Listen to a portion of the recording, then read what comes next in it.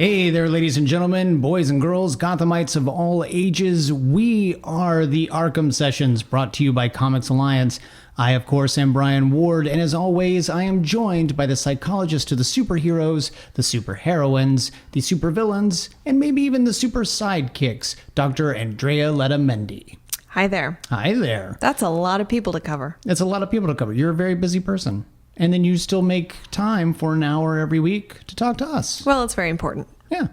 So this week is an exciting week. Why? Because we're dealing with Night of the Ninja, and I'm very interested to see what you could pull out of this one. That sounds like a challenge. It might be.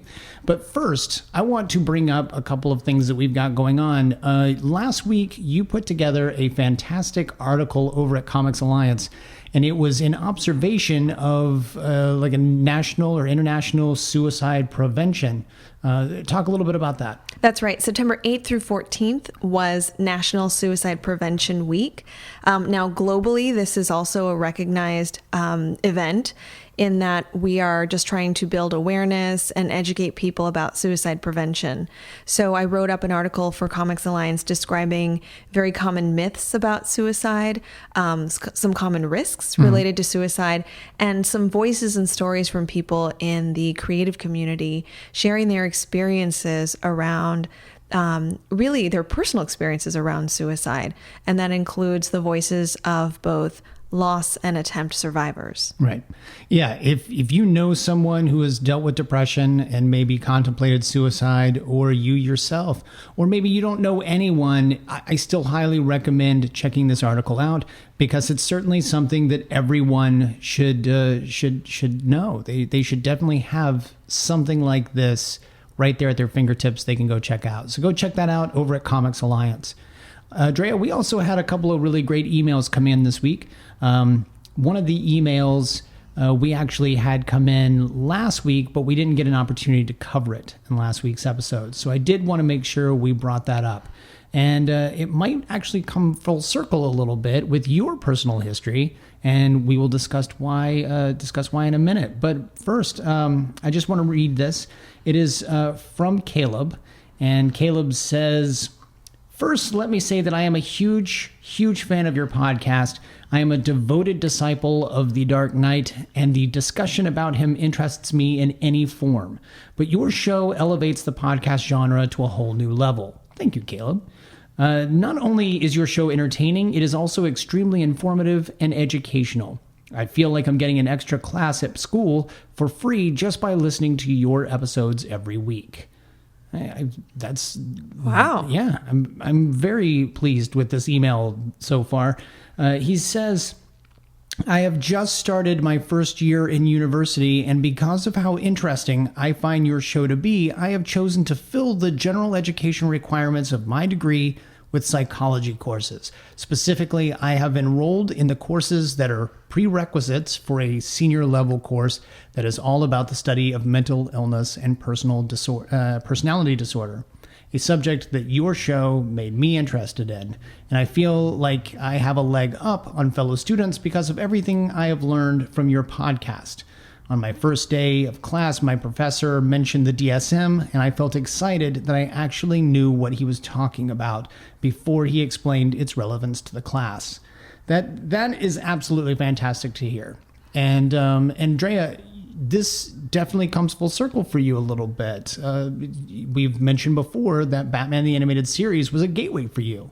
Yeah, that's true. I when I started watching Batman the Animated Series in the early 90s, not only did it get me interested in Batman comics, but it also got me interested in psychology.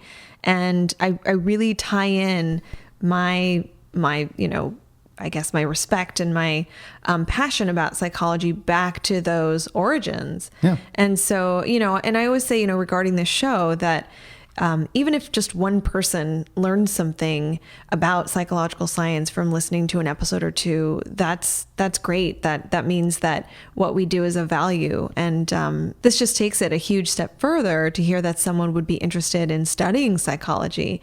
So it's absolutely great to hear. It really is. Thank you very much, Caleb. We appreciate that. We've also got another email from Dustin. Dustin says, hey, about your most recent podcast, I've always felt that Brian's theories add a little more relatability to the podcast. It reminds me of the fan theories that my friends and I always come up with when we watch a new series or read a comic. Keep it coming. They are awesome. Thank you, Dustin. I appreciate that. Of course, we're talking about last week. We mentioned that my off-the-wall theories regarding the series and Batman specifically, and I appreciate that from Dustin. Is this letter from you? I promise. It is from Dustin. All right. Thank you, Dustin. Not me. Well, in fairness, yes, you do come up with theories that I don't think of them. You know, they're often surprising, but I think that you do often have some good insight and perspectives, and are probably asking things that some of our listeners are asking or wondering about in regards to Batman psychology. That's right. Other listeners like Dustin, not me. No, but thank you, Dustin. We very much appreciate it. And actually, he has some comments that you're going to address, offline a little bit. And then I should also say we've been receiving a lot of emails as people have been coming and listening to the previous episodes. They have comments and questions about those episodes as well. And I think it could kind of be cool if you and I maybe go back and do sort of a wrap up of the previous episodes where we get to address some of those comments and questions from folks who are listening to the show. Yeah, that's great. It's sort of like a love line for Batman. Yeah, maybe it's exactly like a love line for Batman. But we'll stay away from questions regarding below the waist issues. I think those are the best Batman questions to ask. This is true. So thank you, everybody. As always, you can email us. We are arkhamsessions@gmail.com. You can come and find us on Twitter. We are at Arkham Sessions. So definitely come and find us. Talk to us. We will probably read your email or message online or on the show. And, we always look forward to hearing from you. Okay, so let's talk about this week's episode. When you're ready. So we are dealing with Night of the Ninja. It was written by Steve Perry. Oh. Yeah, not that Steve Perry. Oh. And directed by Kevin Altieri. This one opens up at Wayne Cosmetics, and there is a robbery taking place. But it's not just any robbery. This one is done by a ninja who is stealing a bunch of Wayne Enterprises money. It's the kind of thing that ninjas do in Gotham City, I guess. You go and you rob Wayne Enterprises organizations. Well, that's where the money is. Yeah, apparently. So then in an effort to escape, that ninja then uses a shuriken. Shuriken. It's a throwing star. Like a ninja star. Yes, it is exactly a ninja star. And he uses this ninja star and cuts a security guard's flashlight in half. Next thing you know, he's gone, like a good ninja would be. He's not really all that good a ninja, though, because he was seen in the first place, which is sort of anti-ninja-y. But we kind of find out why he's an awful ninja later. Because maybe he didn't get all the training he should have. But then we go from there to a sort of parallel story. It's Bruce training Dick. Bruce, a black belt, Dick, a green belt, which seems odd to me that Bruce would allow Dick to be Robin and go out there into Gotham City fighting crime with him, and he's only a green belt. Oh, so how good is a green belt? Middle. Okay. So he's it's not terrible. It's not like he's just starting out. Yeah, he's not starting out. He's not a white belt, but he is only a green belt. I wouldn't necessarily let him become Robin with a green belt. But he's out there training Dick. And unfortunately, Dick isn't necessarily as perfect as Bruce would like. Sorry, some of us aren't perfect. And unfortunately, Bruce is a bit rigid. He demands perfection. Again. Alfred comes in and explains that there's been yet another robbery. And we find out that this has been the 6th one in 2 weeks. Well, 7. That's the same mistake that Dick made. And Bruce corrects him yet again. Frankly, I think that Bruce is he's frustrated with Dick. He wants him to be just as detail-oriented and perfect as he is. And he's not. So he keeps correcting him. Yeah. And Dick is becoming, we see that tension and that resentment come back. We haven't seen this, of course, since Robin's Reckoning, where we thought that there was this reconciliation, but clearly there's still tension between them. Yeah, it is a little interesting when you look at the parallels within this episode of young Bruce versus older Bruce, Dick Grayson versus younger Bruce. And then we also look at the parallels to that Robin's Reckoning episode where Bruce is sort of on a mission during this one. He is going to go fight some of his past and doesn't necessarily want Dick Grayson to be involved. So Bruce visits the crime scene at Wayne Cosmetics and he recognizes that shuriken. And we see a flashback to his past, which is always fascinating to see where Bruce Wayne kind of came from. Turns out he was living in Japan, and he was learning martial arts from the martial arts master there in Japan. And we get to see that he was good. He was really good, but he wasn't the best. He wasn't the Bruce Wayne that we are accustomed to seeing. He had a classmate who was consistently beating him. So you can only imagine how difficult this must have been for Bruce. Right. And we start to get the impression that maybe Bruce knows a little something about this throwing star, maybe where it came from. He certainly does seem to recognize it. That, or he has flashbacks to Japan every time he sees some sort of, throwing star or, katana or some other. But yeah, he seems to know a little bit about this. And he starts to think back on his time, and he starts to realize that he was someone who was constantly striving for perfection. We actually hear his sensei say, "You practice as a man obsessed." And Bruce's reaction to that is simply, I have to be the best there is, no matter what it takes. Oh, young, teenage-ish, young 20-something Bruce Wayne. Yeah. But let's talk about that. Let's talk about his obsession with being the best. Yeah. Is this because he knows what it is he's trying to do? He knows his mission. He knows that he needs to be the best. Or is it also kind of an ego thing as well, that he needs to be able to beat his classmate Kyoraiken? I think it's a combination of things. We don't know yet whether he's developed this Batman persona. We could probably guess that he is... his energy, his vision, his passion, some of his anger and some of these more negative emotions are probably going towards something. And, I think most of us are frustrated and are down on ourselves when we consistently lose. But there's something about his interest in becoming the best. It's very clear that he has, it could be that he's formed his mission and he really needs to complete this training and be the best in this dojo. And so, I think that's the meaning of this interaction between him and this opponent. So that's just my take on it. Yeah. He's very frustrated, but he actually learns a very valuable lesson here. And that is, defeat can be more instructive than victory.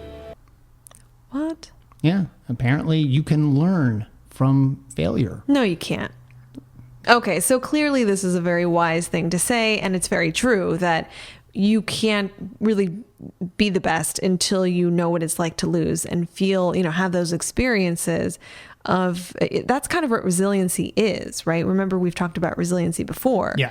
That you can't really be resilient until you've encountered stressors and challenges, and then you know how to overcome those challenges. So I think that's what a sensei is talking about. Yeah. Now, something that I find interesting here is the juxtaposition between Bruce Wayne in Japan and Bruce here back in the States in Gotham City. And that is, at one point, Dick asks Alfred, what's the deal? Why is he so upset? And Alfred's response is, You know Master Bruce, he's not one to discuss his feelings. Isn't that the truth? so he doesn't discuss his feelings here. He has pinned them down. But we saw that when discussing with his sensei, he was frustrated. And he told him, I'm not the best. I need to be the best. I'm very upset by this. And his sensei gives him some very valuable advice. But he was certainly more open, younger than he is now. So he has closed himself off since then. Talk a little bit about the repression of those sorts of feelings. The fact that we've now learned what we've kind of always known, but now Alfred is saying it. Master Bruce doesn't talk about his feelings. Yeah. Well, it makes me think about emotional intelligence. Emotional intelligence isn't so much, when people say intelligence, you think, oh, this is a kind of a static thing that, you either have it or you don't. But emotional intelligence is it's sort of thinking about like a type of intelligence, and it's an adaptive developmental thing. Mm-hmm. Emotional intelligence gets at their ability to perceive, to understand, and to manage their own emotions. And the huge part of that is also understanding and perceiving other people's emotions and that interaction between them. So back in the day, there was this thing called social intelligence, and it was basically the idea that someone's ability to form relationships and to interact with others, that clearly that's important to us socially, right? More recently, that has evolved, and there's this component of that related to emotional intelligence, and again, that gets at someone's ability to perceive emotions, to understand them, and to really grow and adapt and utilize that knowledge to interact successfully and meaningfully. And we see that with Bruce. He's, as you said, he at some point was able to experience some feelings and to express them and to act upon them. And now he's much more closed off.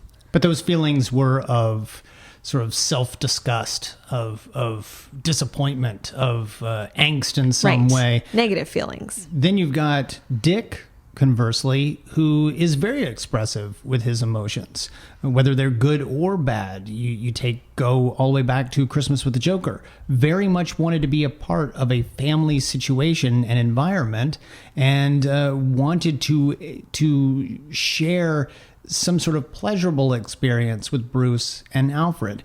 He seems to be very in tune with not only his emotions, but also the emotions of those around him. Right. And, he recognizes when Bruce is much more closed off or down or somewhat isolating himself, he checks in with Alfred like, hey, what's going on with him? Is he okay? Yeah. Whereas we don't see this happen with Bruce as much. There are times when Dick is somewhat down or in need of support. And those are not times when Bruce Wayne makes himself available. He's not really, tuned in to other people's needs. Which is precisely why Alfred had to explain to Bruce during that 2-episode Robin's Reckoning that, you've got this kid who needs somebody and you're not around. Right. And you didn't know if it was Bruce as Batman simply trying to solve this mystery and catch the guy responsible for young Dick, because he was saying that he was saying that, I'm doing this for him. But I don't know that Dick needed him to, more than he needed someone to be there for him. Right. And that's a huge part of emotional intelligence. It's that ability to acknowledge and recognize when someone else, someone who's grieving, someone who's suffering, that they need support, that they need someone to talk to, that they need, that validation. And again, Bruce isn't quite successful with that. That's an area where I would say he has low to moderate emotional intelligence. He can be a major jerk, but you gotta love him. This ninja attacks Wayne Enterprises, and who's there waiting for him? Batman. And Batman's got this opportunity to face this villain who doesn't know who he is. He doesn't realize he's Bruce Wayne. And he actually says that my battle isn't with you, but if you get out of my way, I'll let you live. If not, I'm going to have to take you on. And he fights Batman, and the ninja's a little surprised that the Batman is able to sort of keep up with him a little bit. Although he does clearly seem to have a little bit of advantage, the ninja, over Batman. And shoots his gas, which incapacitates Batman for a period of time. Robin swoops in and helps save the day, and the ninja ends up escaping. Robin's like, well, I thought the samurai were honorable people. He's not samurai. He's a ninja. They're spies and assassins. Their only code is to get the job done. Yeah. And he knows this guy and tells Dick that he knows this guy, which kind of puts him on the same path that Dick was with Tony Zuko. He's got this personal vendetta, and throughout the episode, he has been preventing Robin from coming with him. Earlier on, he actually ends up telling Dick, who offers to go put on his costume, he actually says, "Not this time, Dick." So, again, just like with Tony Zuko, Batman is going off without Robin. Right. And this time it's not to protect Robin. It's really to take on this particular opponent. This is the only person that has really beat him, that has really been his superior. And I think that that's hugely important right now to his ego. I would say that it's probably more realistic during this episode that Batman is legitimately concerned for Robin's physical well-being than it would have been in the Tony Zuko episodes. Mm-hmm. This is the guy who consistently beat me. I never really beat Kyodai-ken. Mm-hmm. And I'm not convinced that he couldn't take us both on. Yeah, so and maybe Robin, you're a green belt. And Robin's just a green belt. So you stay at home. I'm going to go see if I can get this done. But really, some of it very well easily could have been due to ego or his own need to beat. I think so. I really think this is mainly about himself. I'm fine. Oh. So what I thought was interesting, let's see if you picked up on this. There's a point when he is talking to Robin about his having known Kyodai-ken in Japan. He and Bruce Wayne were students together in Japan a long time ago. I'm sorry, what? Yeah. Well, why is he referring to Bruce Wayne in the third person? No idea. You tell me that, Doc. What is up with Batman? I mean, the only thing I can think is that they're both in their costumes. So whenever he's in his Batman, whenever he's in his costume, he has to refer to Bruce Wayne as another person. Yeah. Now, does this go back to the whole Bruce Wayne Batman thing? Like, is it straight up he is a different personality, he is a different persona, a different character altogether? I wonder if it has to do with the idea that when Bruce Wayne was in Japan, that the Batman persona didn't exist yet. So he couldn't say, well, that, when I was training in Japan, I don't know. He seems to act. It's like that. That's a different person. Mm-hmm. That's not yet the complex multiple identity person here now. It's like, the past. This is just. Honestly, it's bizarre because it's just the two of them in the Batmobile. There's no reason to refer to him in third person. Never. No, I don't understand it. But Robin wants to know, who was this guy? His name is Kyodaken. He was good. Yeah? How good? Good. That's very, very abrupt. Yeah. Good. Look, just Don't ask. shut up, kid. He's good. Don't you worry about it. But it starts to sort of pose the question to Robin. Maybe I'm seeing Bruce Wayne for the very first time afraid of someone. And he asks Alfred about it. He never admits fears, Master Dick. Haven't you learned that by now? So again, Alfred is pointing out that Bruce doesn't acknowledge his emotions. He does not admit fear. Bruce is pretty closed off. Yeah, and that goes back to what we were talking about regarding emotional intelligence, that when you do not express some of your emotions, you don't communicate to other people that you might have some needs there, right? The need to be validated, the need to be consoled, the need to be supported. And he loses out on all of that because he's keeping these negative emotions to himself, or I'm not even sure that he's willing to experience the emotions. Yeah. So, we know that can't be healthy. That really doesn't do him any good. And in fact, there's research to show that suppressing emotion like that, especially negative emotions, anger, sadness, some of these really strong, intense states of emotionality, that can be pretty dangerous to our own mental health and medical health.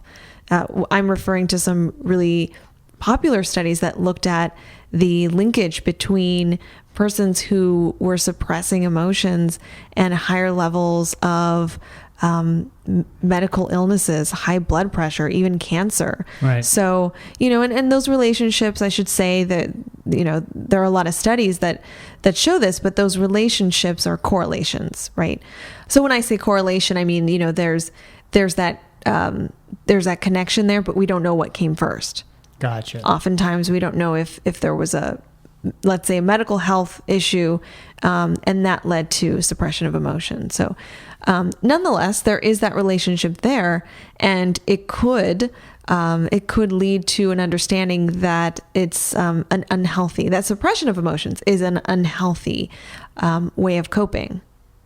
So we start to see that maybe all the suppression of emotions is maybe linked to these memories a little bit as well, because as Bruce realizes that his old nemesis is in town, every little thing he sees that's Japanese starts to trigger these memories of having trained there. And he is at a charity banquet where, conveniently enough, there are two katana blades.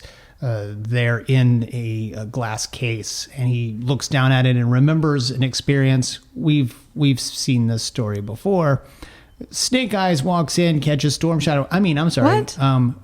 Bruce Wayne. Bruce Wayne walks in and catches Kyodai Ken stealing a priceless katana blade, and rather than let him get away, the old sensei comes in, says, "You've dishonored this dojo, you are banished."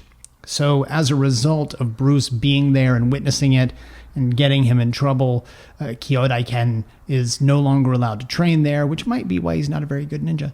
And he is forced to become a thief. Isn't it just odd that this ninja is basically, of all the things he could do in Gotham City, he's just like a common thief. Not a common thief, woman. A great thief. The best. Oh, sorry. Yeah, he's the best. Don't question him, Drea. Seriously. I can think of one person that might be better. Oh, really? He now has motivation for going and striking down Bruce Wayne, and even says, I will take all that you hold dear, and then I will destroy you. Seems fair. He has his own mission. Yeah. Unfortunately, Summer Gleason is there when Bruce Wayne is taken from this charity banquet along with her when Kyodai Ken is disguised as his driver. And he gasses them both, takes them away, gets back into his black ninja outfit, and explains that this is the time. This is what he's going to do. And he's taking it all out on Bruce Wayne. And unfortunately, Summer, who is collateral damage. So with Bruce and Summer incapacitated, who comes in to help? Robin. But he sets off a laser alarm and has to fight Kyodai Ken up on the roof. And I will say he kind of does okay for himself a little bit. I mean, For a green belt. For a green belt. He gets a nice kick to the throat. And I don't know if that's an accident for the animator, but it looks very impressive. But Kyodai Ken decides that he can't be bothered with this, ends up slicing the water tower, sweeping Robin away. By the time Kyodai Ken gets down back to Bruce and Summer, Bruce has actually cut the ropes with a statue that's holding a sword. And the two of them are given an opportunity to fight. The two of them are fighting, but Bruce isn't really doing a very good job.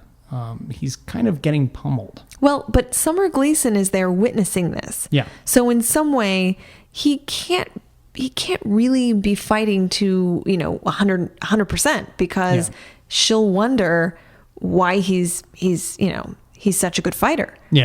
Yeah, she's already got lots of questions about him. She's sort of going all out to investigate Bruce Wayne. So the idea that he then, right there in front of her, is able to take on a ninja could raise a few more questions than he once raised. So he is taking a beating.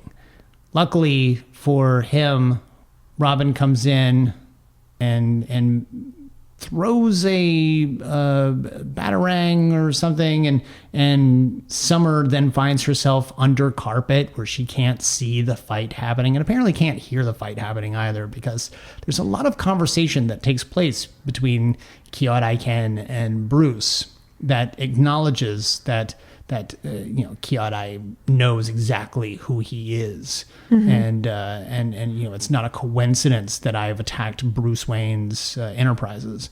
But the two of them end up fighting, and Bruce just goes to town now. He sort of becomes Batman without actually becoming Batman.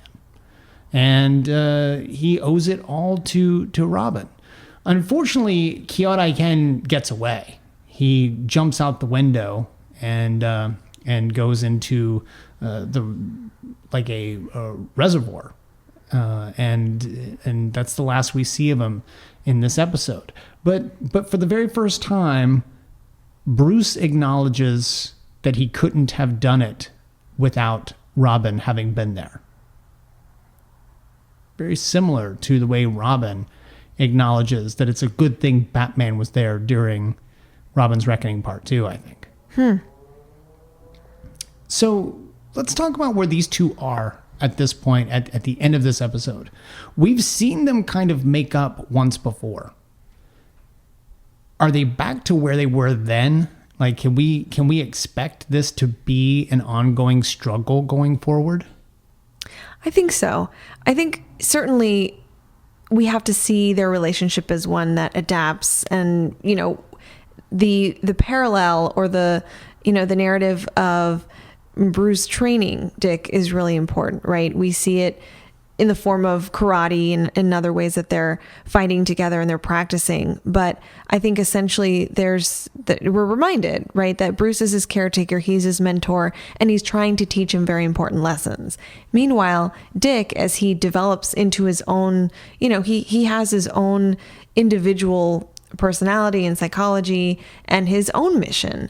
And as he gets older, he's going to realize how different they are and that he may want different things. Mm-hmm. He may not necessarily like the aspects of Bruce that, as we talked about, involve suppressing emotion. And we really see the tension and the miscommunication and the difficulty between them when earlier in this episode, Robin essentially saves Batman. He's overtaken by that gas, and the ninja is trying to get away, and Robin comes in and unexpectedly helps Batman. But at the end of that, Batman does not say thank you, or Bruce does not say thank you. He doesn't acknowledge that Dick was helpful. Thanks for saving my bacon, Robin. Yeah. That's Robin sort of mimicking, like, oh, what would Batman actually tell me? And I think that's coming out of a place of resentment and anger, and that's an unmet need. That's what we would call an unmet need. I need you to acknowledge that I'm helpful and that you want me here and that you've taught me something and I'm meaningful, I have purpose. But instead you turn around and you say, let's go home. So, I think that really gets at one of Robin's needs. We saw that from the very beginning in Christmas with the Joker, right? That he needs to have that connection with Bruce. So at this episode, you do see Bruce kind of begin to recognize that and say, thank you. I really appreciated that you were there at the end of the episode, which teaches us, well, he's not perfect, right? He wants to be perfect and he acts like he's perfect. But when it comes to emotional intelligence, he's not perfect. He has a lot to learn. I don't know that this is the last time that we're ever going to see Kyorai Ken. And in fact, Batman himself, Bruce, thinks that he might see him again, even acknowledging that ninjas are very resourceful. So it's very possible that we might end up seeing him again sometime in the future. I look forward to that time. What about you? Any final thoughts on this particular episode, where these guys are? It seems like this particular episode deals more with where Bruce and Dick are than anything else. I mean, you've got a very standard revenge plot, but we've talked about revenge in the past. This one seems to be giving us a better look at where the relationship is between Bruce and Dick. Yeah, I think it's yet another episode that shows actual differences between them. And as we talked about, it shows some deficits that Bruce Wayne has regarding interpersonal relationships, expression of emotion, ability to understand other people's needs. Those are huge. Those are like really important things. And, notice that I didn't say here that he has some kind of disorder, but I'm saying that these are areas that could be deficits and could be ones that he could be better at in order for him to have a more fulfilling life. This is a legitimate question that I have for you, and not an off-the-wall theory. Here we go. Could Bruce be working his way down into a disorder if he were to continue down this path of never acknowledging the good things in other people, or constantly trying to do things on his own, or because it concerns me that so many people around him seem to notice these deficits. Right. But he doesn't. He doesn't necessarily seem to notice them, at least until afterward. Like, I think at the end of this episode, he did thank Dick for helping him, but I'm not sure that he saw it until then. I think he has this conceptualization of himself that he must be somewhat, rigid and closed off emotionally and isolated. Part of it, I think, is that he feels he deserves that. Now, could that also be headed down a disorder? Sure. If you believe that you're the only one who can do this, and you're so rigid in that belief that you won't let others help you or participate, and it could be your downfall. It seems that Bruce keeping all of this in and remaining so rigid, if you're not willing to say that he has some sort of disorder now, is it the kind of thing that he could work himself into? Or is that not how disorders work? Well, I mean, you're asking a very complex question. And I'm going to say what I always say, which is, it depends. So it depends on what happens to him. It depends on his environment. It depends on his, his genetics. It depends on so many things. But yeah, absolutely. If you think about why are certain coping styles considered maladaptive or unhealthy, it's because they lead us down a path toward dysfunction. So you have to think about, like, is this going to impact his level of functioning on, domains of his life? There actually is research that shows that, persons who are not emotionally in tune with others are at a disadvantage. The flip side of that, of course, is if you are emotionally in tune with others, if your emotional intelligence is strong, then you're more likely to succeed in your career, to have a stable long-term romantic relationship, and to have more healthy family and parenting relationships. And that's compared to persons who do not have strong emotional intelligence. And this is, I keep saying the word intelligence. That's no matter where you are academically in your academic intelligence. This purely comes from that sense of perceiving and understanding your own and other people's emotions. So I can't answer your question there, but I think that, of course, there is the potential for that to lead him down certainly an unhealthy pathway. I'm fine. Okay. Great episode. Looking forward to next week's episode where we get to revisit Selena Kyle. Wonderful. Yay. Drea, we've got some appearances coming up pretty soon that we should probably start letting people know about. Sure. So we are going to be at Long Beach Comic-Con, where I have a panel. And of course, you will be there as well. I will be there. And I'm looking forward to it. It might be the first time I've ever been to Long Beach Comic-Con. It will be my second. It's a great convention. Yeah, I'm looking forward to it. And we'll certainly talk more about that next week as it gets closer. But people should definitely come and check that out. And then next month, we're going to be doing San Diego Comic Fest. So we recommend that people come check that out as well. In fact, particularly Arkham Sessions listeners might want to come see us at San Diego Comic Fest. We'll explain why more later. But until next week, you can come find us on Twitter. We are at Arkham Sessions. Drea, where are you on Twitter? I'm at Arkham Asylum Doc. I also have a website, underthemaskonline.com. And you can email us. We are arkhamsessions@gmail.com. And you can come find me on Twitter. I am at bward028. There are 3 fantastic ways of hearing this podcast. There is anywhere that you get your RSS feed, like iTunes and the like, or you can come find us on Comics Alliance 2 days earlier, where you can see us on their YouTube channel. Be sure to subscribe so that you can get a sneak peek at our episode each week. And then we've also become members of Stitcher. So if you like to stream your podcasts, go to Stitcher, look us up, and you can check us out there.